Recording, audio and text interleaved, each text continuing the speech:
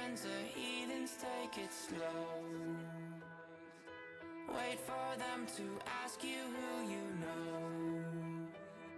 Please don't make any sudden move.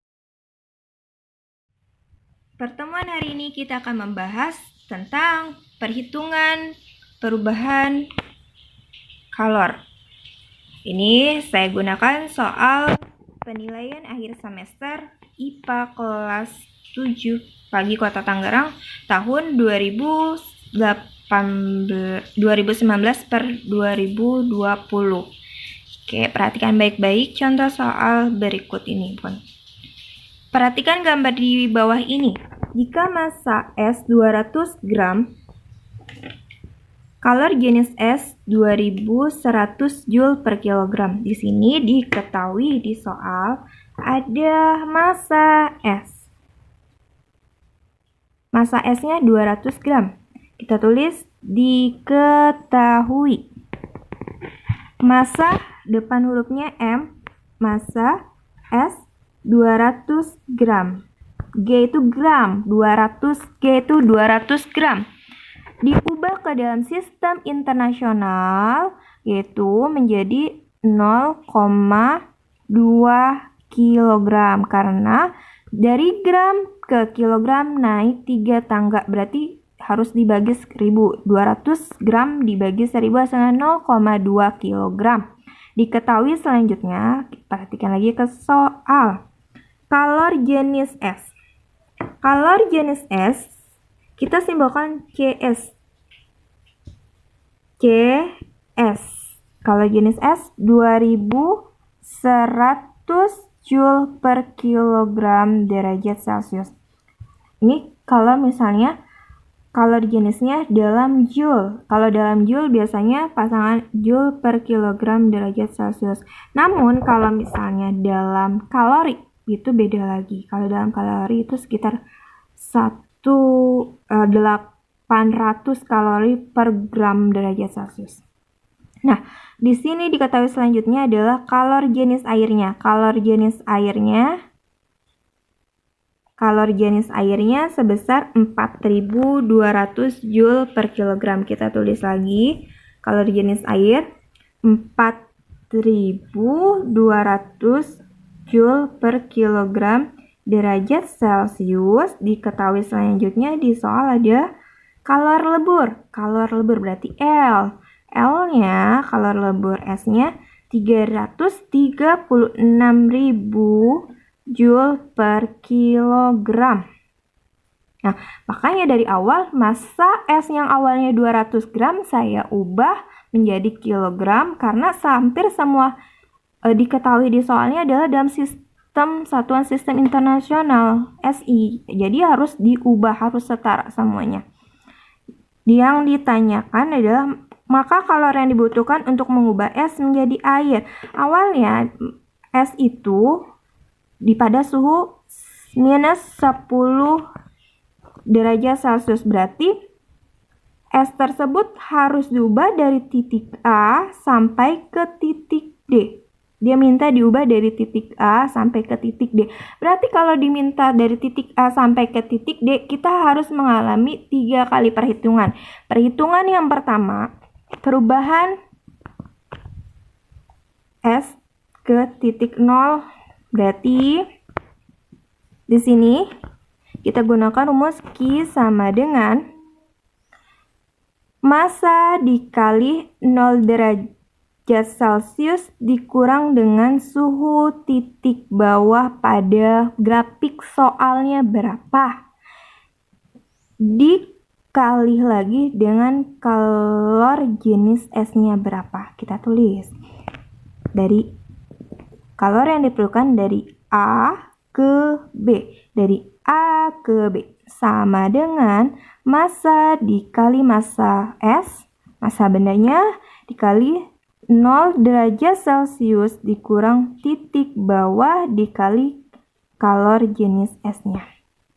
Massanya adalah 0,2 kg dikali 0 derajat Celcius dikurang titik bawahnya adalah minus 10 derajat Celcius dikurang minus 10 derajat Celcius. Dikali dengan kalor jenis S-nya 2100. 2100 Joule per kilogram derajat Celcius. Nah, kita hitung. 0 ditambah 0 dikurang min 10 berarti plus 10. Berarti dengan kata lain 0,2 dikalikan 10. 0,2 dikali 10 hasilnya adalah 2. 0,2 kali 10 hasilnya 2 kilogram derajat Celcius dikalikan dengan 2100 Joule per kilogram derajat Celcius. Oke, sampai ke A, B.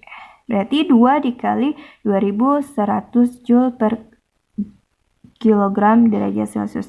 2 kali 2100 hasilnya 4200.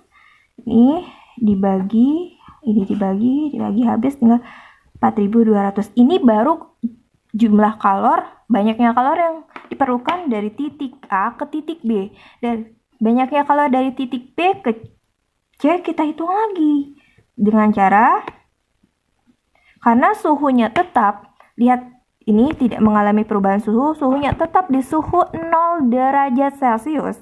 Maka rumus yang digunakan, karena ingat, karena suhunya tetap, tidak ada perubahan suhu di titik B ke titik C, maka rumus yang digunakan adalah Q sama dengan M dikali L. Kalau yang tadi dari A ke B itu, kenapa 0 dikurangi titik bawah? Karena mengalami perubahan suhu, kenaikan suhu dari minus 10 berubah menjadi 0 derajat Celcius. Nah, kalau yang ini dari titik B ke C, massa dikali L. L itu kalor lebur. Massa bendanya, massa S-nya adalah 0,2 kg dikali kalor leburnya 336.000.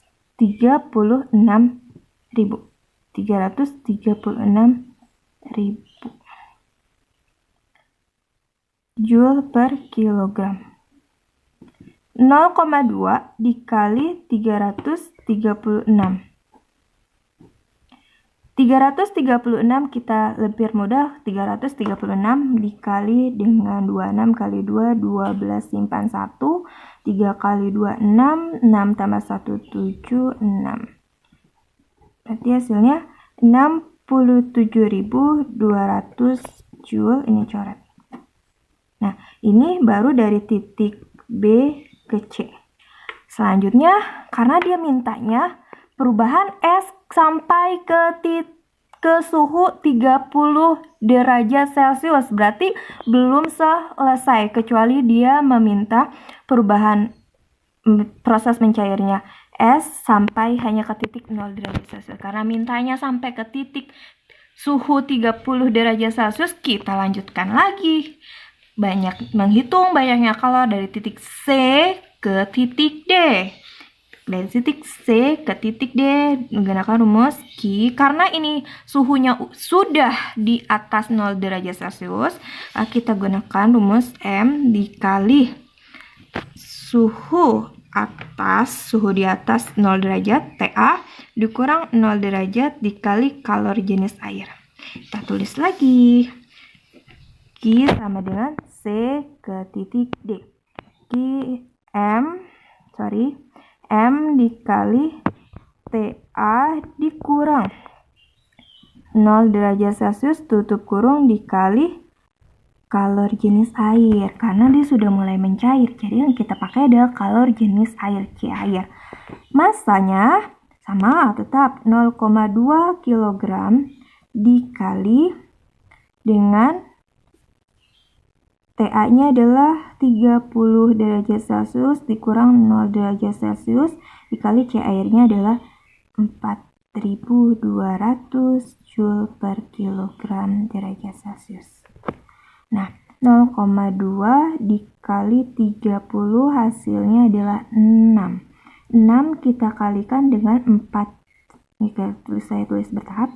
0,2 dikali 30 hasilnya adalah 6 kg derajat Celcius dikali dengan 4200 Joule per kilogram derajat Celcius. 6 dikali 4, 12 simpan 1 berarti 252. Oke, ini coret, tinggal Joule. Nah, sampai sini. Terus baru kita jumlahkan. Dari total kalori yang diperlukan dari titik A sampai ke D itu sama dengan Q A ke B ditambah, kita susun ke bawah atau ke atas boleh, Q ke BC ditambah QC ke D. 4200 Joule ditambah 67.200. Kalau misalnya cuma sampai ke air, kita cukup dia kalau misalnya dia mintanya hanya sampai suhu A ke D, terus mintanya sampai berbentuk jadi air saja. Berarti A ke B ditambah Q B ke C, berarti cukup 4.200 Joule ditambah 67.200 Joule sama dengan hasilnya 200 tambah 200 400 Joule, 7 tambah 4 berarti 71.400. Jika di soalnya itu hanya minta sampai dia benar-benar mencair jadi air. Oh, kita cek lagi, dia mintanya cuma sampai air nggak? Kalau misalnya cuma mintanya diubah dari es ke wujud zat cair sampai air, berarti sampai titik 0 derajat Celcius, maka hasilnya adalah 71.400. Namun jika di soalnya itu adalah memintanya dari titik A sampai ke titik D, maka harus dijumlahkan lagi ditambah lagi dengan 25.200 Joule, berarti 71 kan tadi udah 71.400 ditambah lagi dengan 25 hasilnya 96.600. Terus kalau misalnya soalnya mintanya dari titik B ke titik D, dari titik B ke titik D, berarti yang cukup dijumlahkannya itu nilai dari jumlah kalor dari titik B ke C ke D, berarti 67.200 ditambah 25.200. Untuk bentuk soal seperti ini harus perhatikan bentuk soalnya, perintahnya baik supaya tidak salah. Oke, sekian pembahasan untuk perhitungan kalor hari ini.